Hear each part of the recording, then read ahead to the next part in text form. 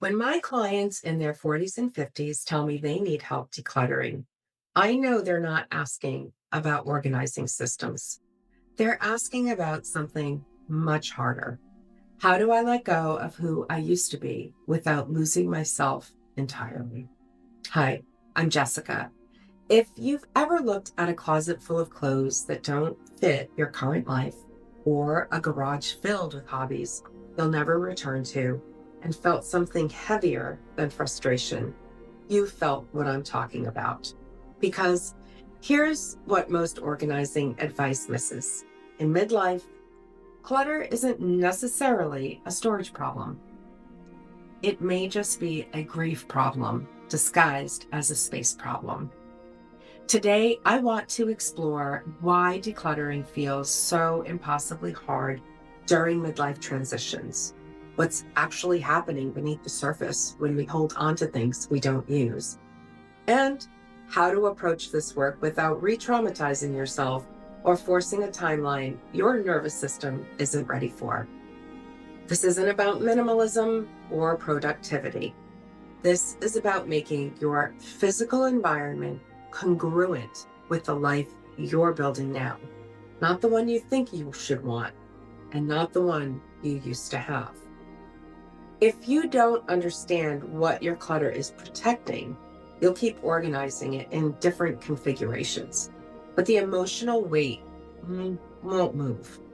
And you'll wonder why every decluttering attempt feels like failure when it's actually just the wrong tool for the real job.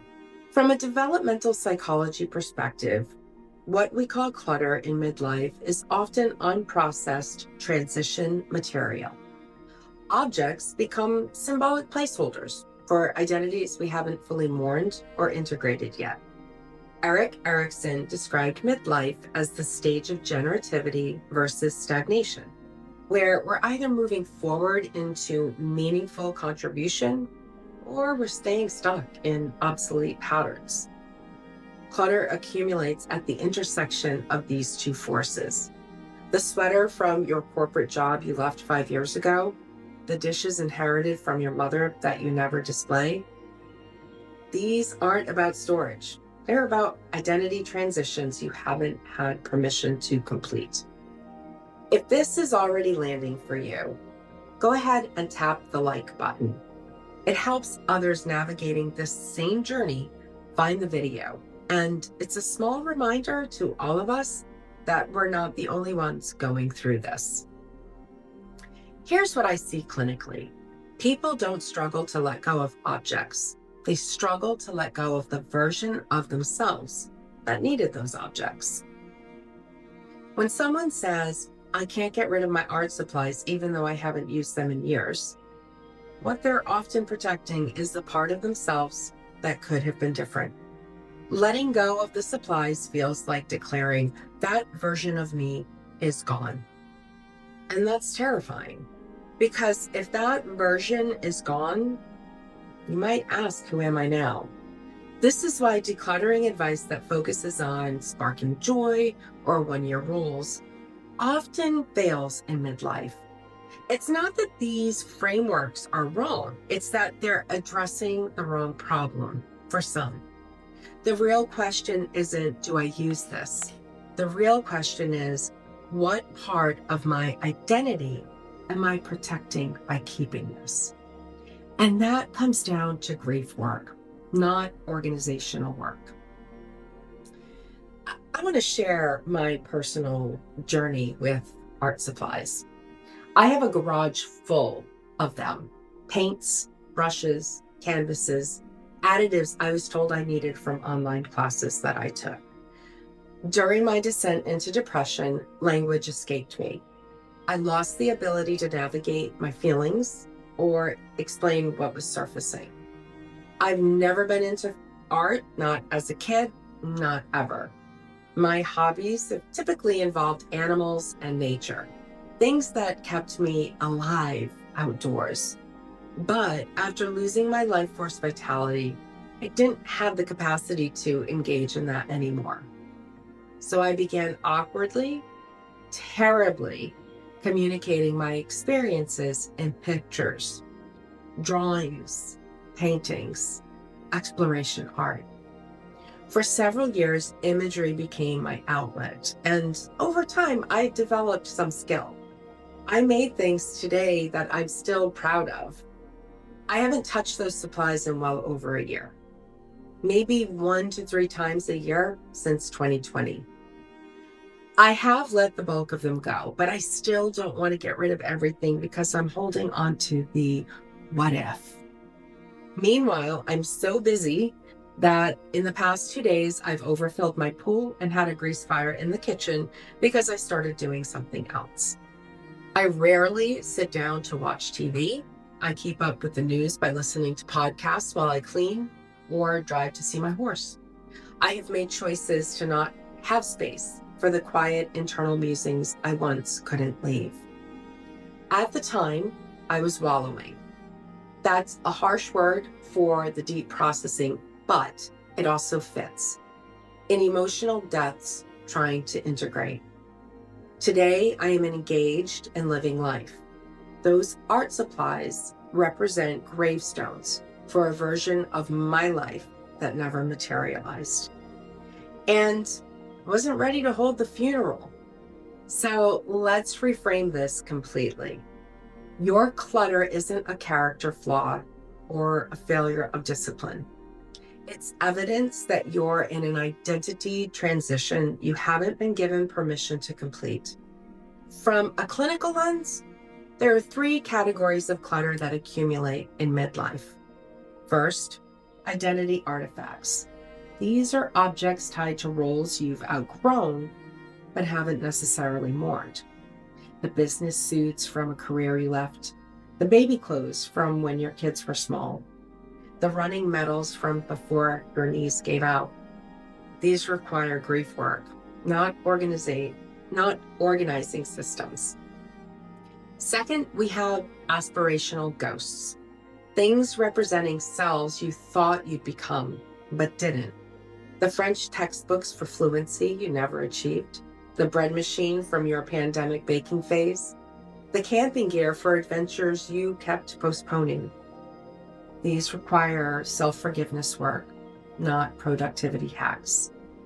Third, safety anchors. These are items you keep because letting go feels like losing control in an already unstable transition. The duplicate kitchen tools, the just-in-case storage bins, the furniture that doesn't fit your space but represents stability. These require nervous system regulation work, not decluttering motivation. If you want to work with this rather than against it, here's what actually helps. 1, stop calling it decluttering. Call it what it is, completing identity transitions. Ask yourself, not about the object, but about the version of you it represents. Have I integrated what this identity taught me? Am I genuinely ready to release it?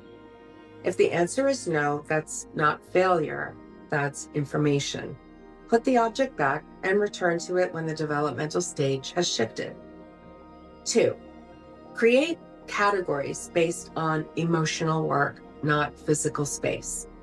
Instead of keep, donate, trash, try actively grieving, ready to release, and still integrating. This honors the psychological reality of what's happening. 3, if the memory matters more than the object, preserve it differently. Take photos of sentimental items before letting them go. Create a small memory box or scrapbook for things you're not ready to photograph yet. The goal isn't to erase the past, it's to carry it more lightly. 4, give yourself permission to keep transition objects. Not everything needs to be released immediately. Some objects are meant to be held while you do the internal work they represent. What matters isn't the speed of decluttering. It's the congruence between your external environment and your internal development. If you're still integrating who you're becoming, it's okay to keep physical reminders of who you were. That's not clinging.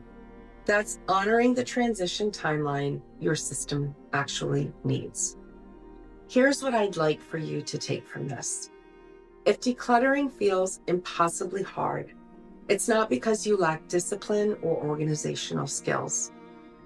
It may be because you're trying to solve an emotional integration problem with a physical solution. The objects in your home aren't just objects. They're chapters of your life story.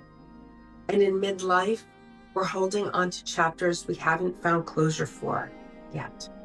Not because we're broken, but because the developmental work of integration takes time. Your environment should reflect the values you hold now, not the ones you used to have, and not the ones you think you should have. But that requires being honest about what those values actually are, which means being honest about who you're becoming and who you're no longer trying to be. That's integrity work disguised as decluttering, and it can't be rushed. If you're navigating any kind of midlife transition and want a companion observer rather than someone telling you what to fix, go ahead and subscribe. I'm here 3 times a week exploring what it means to live congruently. And leave a comment. I'd love to know which category your clutter falls into: identity artifacts, aspirational ghosts, or safety anchors. You're not failing at decluttering, you're succeeding at honoring the complexity of letting go.